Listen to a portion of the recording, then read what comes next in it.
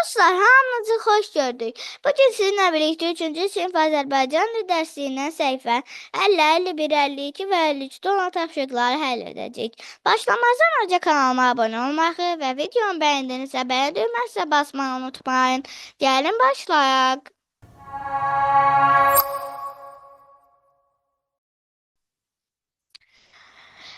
Deməli, bir A tapşırığında deyir ki, Qarabağ müharibəsində iştirak etmiş hansı qəhrəmanları tanıyırsınız? Tanıyırıq Xudayar Yusifzadə, Cəbrayıl Dövlətzadə və s. Onların qəhrəmanlığı haqqında bildikləriniz danışın. Yəni nə bilirsinizsə, onlar nə edib, onları danışa bilərsiniz. Yəni internetdən də araşdıra bilərsiniz. Yəni bunları eləyə bilərsiniz.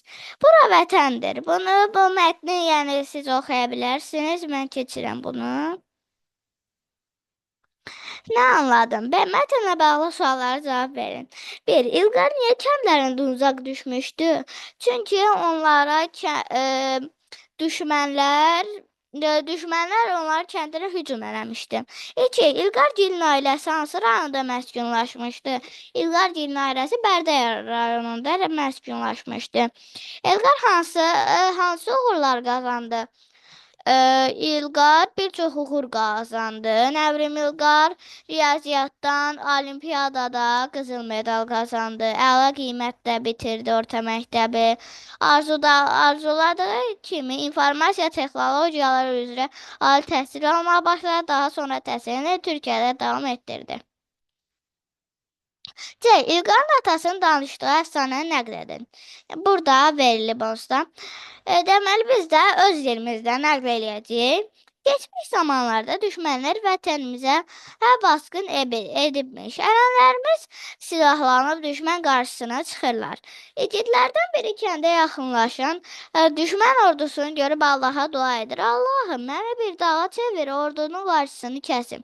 Yahut düşmənin ayağı torpağımıza dəyməsin. Elə bu vaxt igid hündür bir dağa çevrilir. Deyirlər ki, hətta günəş də sanki bu dağa sayğı göstərir.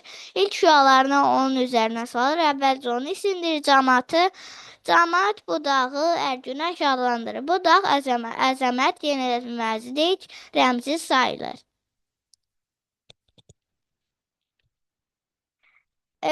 Düşün və cavab ver. Sizcə nə üçün mətndə məhz Ərgünəş dağı haqqında əfsanə verilir?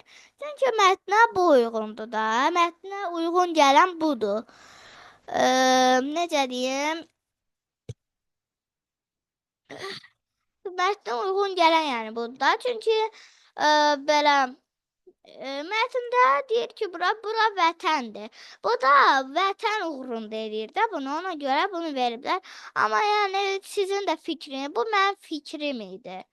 Bu fikir idi. Yəni burada fikirlərinizi bir-birindən mübahisə apara bilərsiniz ki, belədir, elədir. Sizcə nə üçün mətnin hər hissəsinin əvvəlində hadisələrin baş verdiyi il və yer haqqında məlumat verir?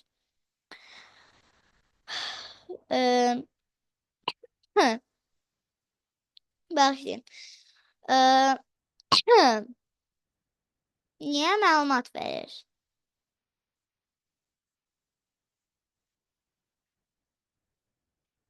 Məlumat verir ki, yəni xəbərdən bilmirəm. Ola bilər ki, yəqin ki, tarixini bilmək üçün, tarixini demək üçün eləyib də. Tarixi hadisələr yalnız informativ mətnlərdə deyil, bədii mətnlərdə də əks oluna bilər. Məsələn, bura vətəndir. Bədii filmində Füzulinin işğal olması tarixi bir hadisədir. Tarixi hadisədir. Yəni, işğal olunub neçənci ildə bu xəbərdar edir də, neçənci ildə olub, neçənci ildə belədir, elədir. Deyir ki, bura vətəndir mətnində təsvir edilmiş tarixi hadisələri seçin. Füzuli 1999-cu ildə işğal olunub.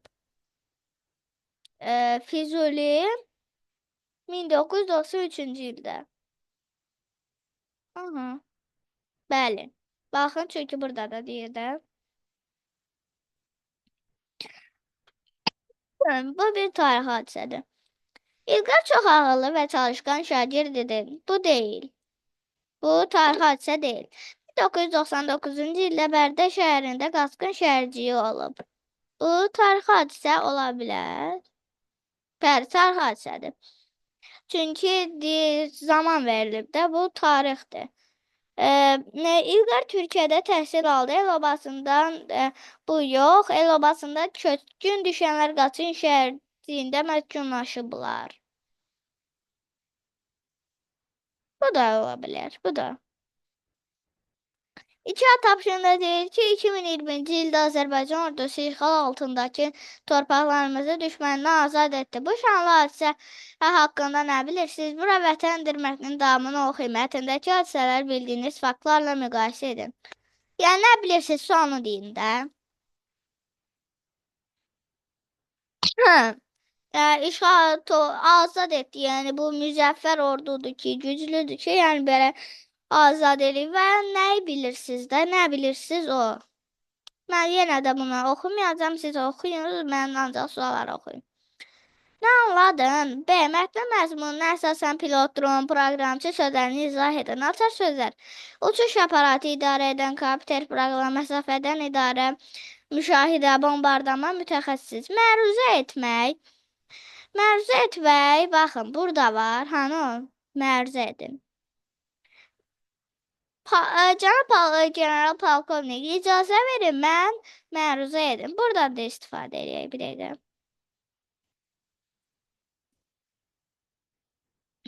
Nə deyir bu? Aha, belə deyir. Məruzə etmək yox idi. Hə, buradaydı. Pilot. Pilot uçur belə idarə edəndə pilot. Uzaq məsafədən uçuş aparatını idarə edənə də pilot deyirlər. Pilota başqa cür, nə bilim, təyyarəni idarə edənə, başa düşdünüz? Dron. Dron nədir? Uçuş aparatıdır. Proqramçı. Kompüter proqramı, yəni mütəxəssisdir. Kompüter proqramı üzrə mütəxəssis.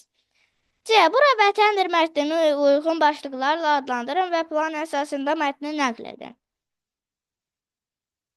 Başlıqlarla adlandıraq və plan əsasında mətni nəql edin. Nəql edəsək artıq hamısını artıq oxunmuş olaraq da. Ona görə də nəqli siz eləyərsiniz. Biz başlığa bölək də. Burada nə eləyək? Olsa başlığa bölüblər də bunu.